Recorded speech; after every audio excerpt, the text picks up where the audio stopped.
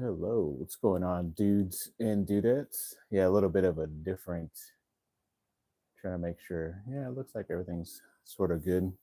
I have to do a different update for my videos at least today. I know it's kind of like weird. It looks a little too close, but yeah, I don't know. For some reason, I had space on my phone, and then all of a sudden it said, like, oh, yeah, now you're down to under a gigabyte, which is weird because if it's under a gigabyte, then I can't do like a pre recorded thing. So I don't even know.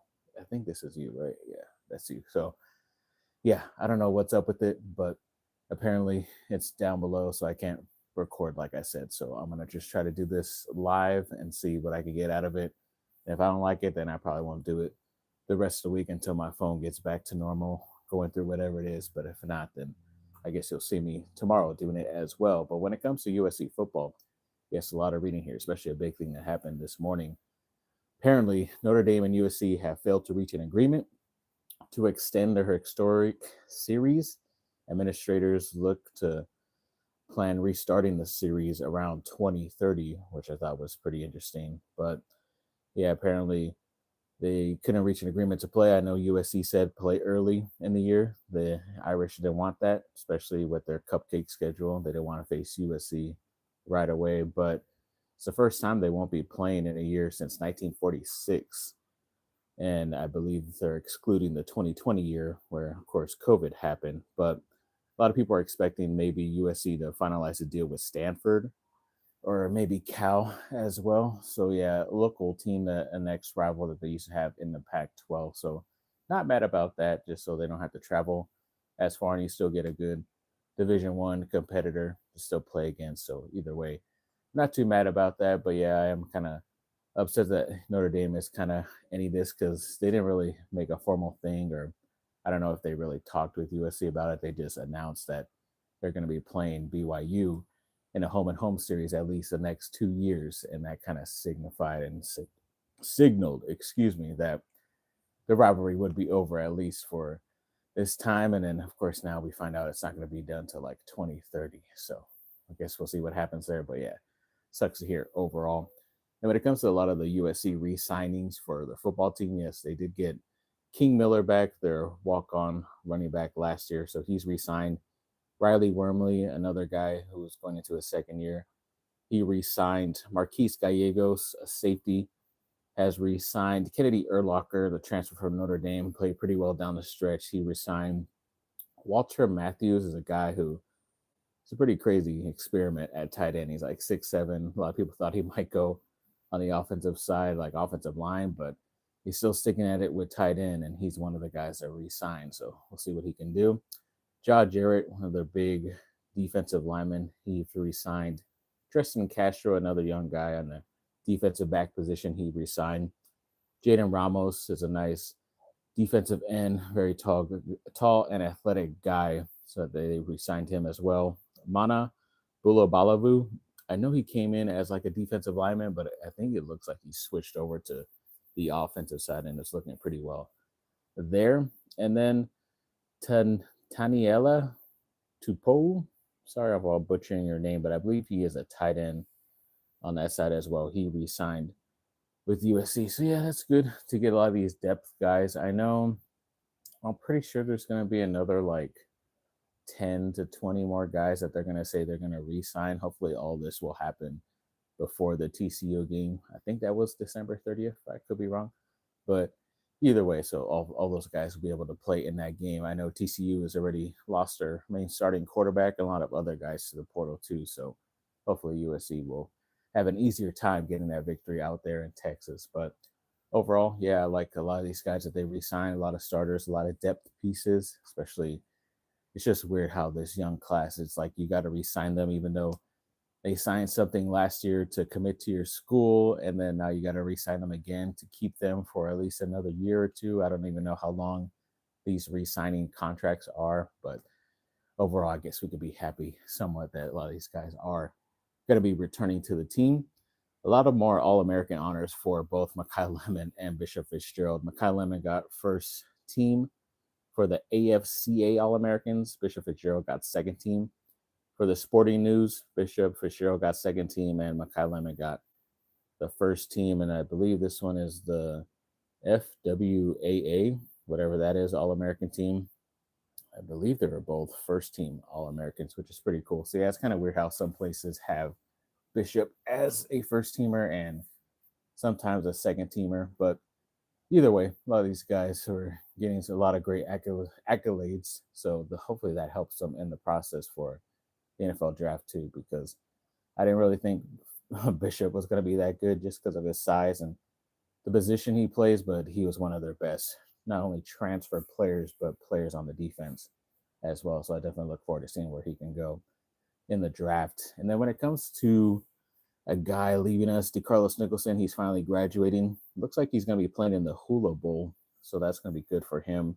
Get a little bit more tape on him. It's going to be January 10th.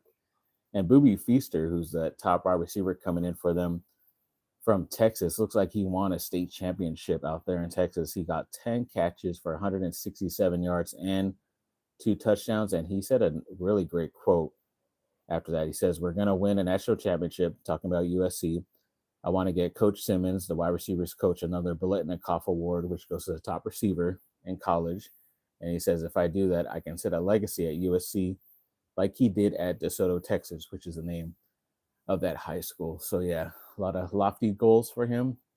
Like I said last week, surprisingly, USC has only had 2 Biletnikoff winners with the type of guys that they've had at that position at USC. But overall, I think he can do it. He's one of those alpha type of receivers that you need a lot of confidence in him too, and then he shows it on the field as well. So yeah, definitely looking forward to seeing what he can do for USC in the future.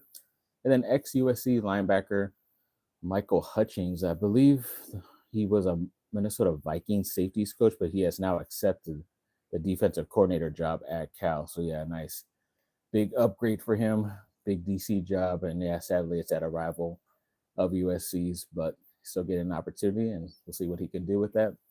And then a couple of recruiting updates. There's a 4-star wide receiver, Dante Tyson. Looks like he's down to 8 schools, and USC is one of them. He's like a 6'3", 175 guy out of the state of Arizona, the number 1 wide receiver in Arizona. And it looks like Indiana, Oregon, and USC are front runners for 2027 4-star cornerback Darius Johnson. He says he's narrowing it down, but it is hard. So yeah, of course, the other top schools with USC are Big Ten schools. So if he doesn't choose USC, he's most likely going to be a competitor of USC. Hopefully that is not the case. Then when it comes to transfer portal guys that I saw pop up, a couple guys that I like for USC when it comes to the 6'4" Oregon cornerback, Sione Laulea. I believe, I forget if he committed to USC at a JUCO over the summer or not, and then he like decommitted really quickly and then eventually went to Oregon. I know they had their eye on him, but for some reason he ended up going over there. So hopefully they could have a shot at him. But yeah, 6'4", they love these tall cornerbacks, DBs, and all that stuff. So I think he only has 1 year left, but we'll see where he ends up. Notre Dame true freshman safety Jadon Blair looks like he's entering the portal, another 6'5", 215-pound safety out there, and he will have 4 years of eligibility left. So you get him as a depth piece for USC, not have to worry about him playing at least right away. And then another guy, Oklahoma linebacker Kobe McKenzie, he's planning to enter the portal, has 1 year left, had 84 tackles last year, 2.5 sacks, a couple of pass deflections. I know they're looking for like a senior-led guy at linebacker to help them out right away instead of like a younger guy. So that's why I've been kind of getting these older veteran type of linebackers for them in the portal. I believe another guy from Oregon.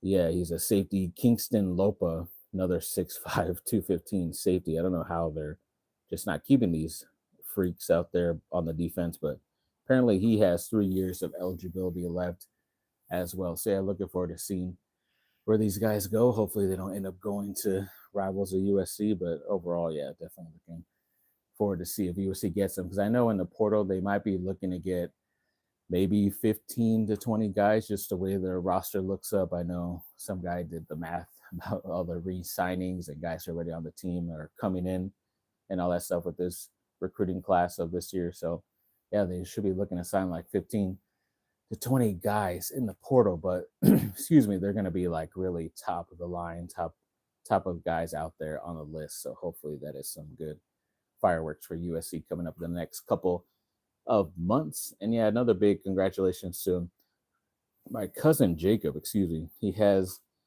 all CIF Division 7 honors. Looks like he threw for 2,238 passing yards, 66 completion percentage, 787 rushing yards, and 26 total touchdowns. So yeah, big time year for him in his senior year at Hart High School there in the Simi Valley. And yeah, I know he had a lot of offers from like smaller schools and stuff. And then I believe Oregon and UCLA have invited him a couple of times throughout his years in high school. So yeah, we'll see where he ends up. He hasn't given me the down low or anything secret about where he's going yet. So we'll see where he ends up. And we'll definitely be reporting about that at some point, hopefully in the near future. So yeah, let me know how you guys thought about this. I know it's like off. I have this like tall thing, but yet like half my head is still cut off. I don't know. And it's all like off. I don't even know how good the quality is and all that stuff. But either way, we'll see how this goes. I'll rewatch it back and see how bad I sound and how bad the video is total. And if it's not good, then you probably won't be seeing me until, like I said, my phone gets back on the fritz. And if not, thank you for watching this, and hopefully y'all enjoy your day and happy holidays. The awkward moment of turning off the player.